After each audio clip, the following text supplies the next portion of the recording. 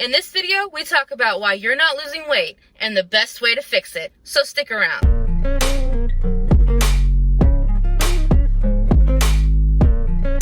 Let's talk expectations. Here's the problem.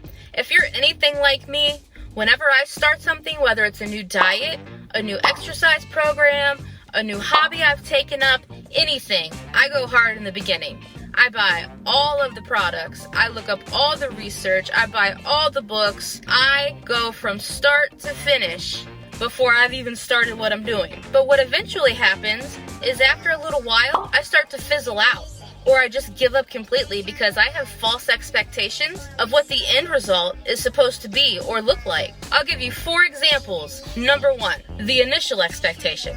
So let's say we go to the gym, we sign up, Planet Fitness, got a brand new membership. You know I'm only there for the hydro beds, come on. But I see that treadmill and I want to jump on and just start running my heart out. So I get on the treadmill, I boost it up to a 4, I start moving my legs as fast as they can go.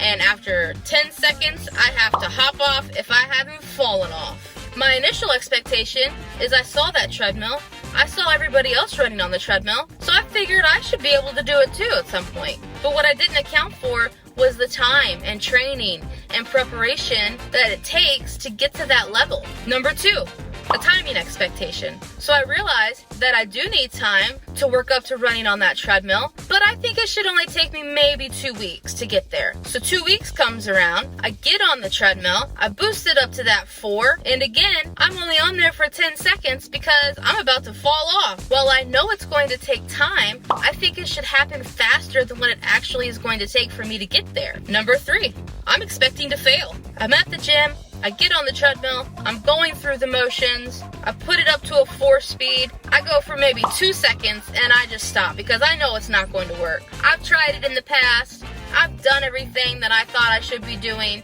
and it's not working. And the same goes for diets. You join the Facebook groups, you read the books, you went grocery shopping, you got everything you're supposed to get, but that scale's not budging. You're expecting the scale to be lower, and it might be getting higher. You might be putting on some water weight from those new foods. You might be building muscle, and I know for me, that this one trips me up the most. You know, a pound of muscle and a pound of fat weigh the exact same thing. But even though they weigh the same, they take up more and less space in our body. So a pound of muscle might only be this big, whereas a pound of fat could take up this much space in our body. So if that scale is moving up, but your clothes are getting looser and you're losing inches, that's really the best case scenario because that means you're replacing all of the fat inside of your body with muscle, which is more condensed. The biggest problem with all of these false expectations we have is we're going to produce that stress hormone, cortisol. And that's going to tell our bodies to not get rid of the fat, to hold on to all the bad things, and we're not going to be as successful in our weight loss journeys. So how do we even fix this? You have to lower your expectation and work up to your goals. Just do a little bit more each time. Well, actually, I'll let the doctor tell you himself. I know nothing about nothing, okay? I am not even a doctor. All I am is a kinesiologist with a master's degree with a 3.93 GPA out of 4. I know nothing. I only had the highest average every single year out of all 6 years of my studies. Well, this is awkward. Whatever. Let's get into it. Okay, so what are they supposed to do then? I thought I already ended the controversy. Harder than friggin' last time. Everybody knows it. Okay, so go harder than last time. Well, what exactly does that mean? It couldn't be more simple. If you could do a set and you go hard, and you rest and then you go and do the same amount of reps, that you didn't in fact train hard enough. If you can repeat the same amount of reps on the same weight, then the previous set, it wasn't actually that hard. If you're doing 200 pounds on the bench press for 10 reps, and you rest and you do 200 for 10, you rest and do 200 for 10, and you rest again and do 200 for 10, were any of the sets of 10 actually hard? No, they weren't that hard because if they were, you would have noticed a drop off, a drop in strength.